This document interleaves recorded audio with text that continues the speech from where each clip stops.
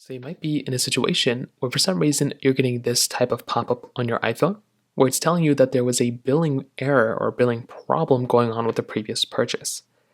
Now, if you get this pop-up, the very first thing that I would recommend doing is to go through and try to understand of why this could be happening. Usually it's because your credit card or whatever card you're using might be having some issues, there might be some problems with it. So the best bet, the best thing you can do here is to literally go through and just to type in your passcode or your password whenever this prompt comes up, and then go and see what this particular problem is and what they're basically showing you.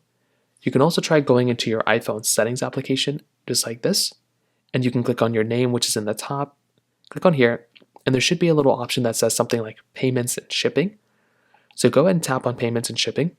And then what you're going to want to do is you want to type in your passcode and you want to see and make sure that your payment information is properly set up. Or you can also go into media and purchases, which is right here. So tap right into here and you basically want to do this exact same thing. So tap into here. I don't know why it's not tapping for me, but you want to go through, open this particular thing up. You want to go click on view account, which is at the bottom.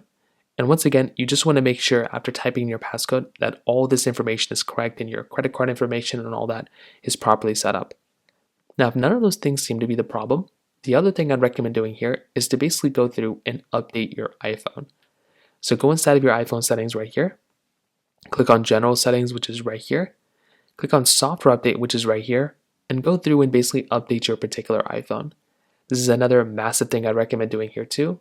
And by updating your iPhone, you can probably rest assured that the majority of things in your control probably are fixed. So if it's still happening, it might be just a server issue within Apple. If you have any other thoughts or questions, please let me know in the comment section below. Hit the like button, that would mean so much, but definitely hit that subscribe button. More importantly than everything else, I love every single one of you guys. Hopefully I'll catch you guys in the next video. Peace out till then.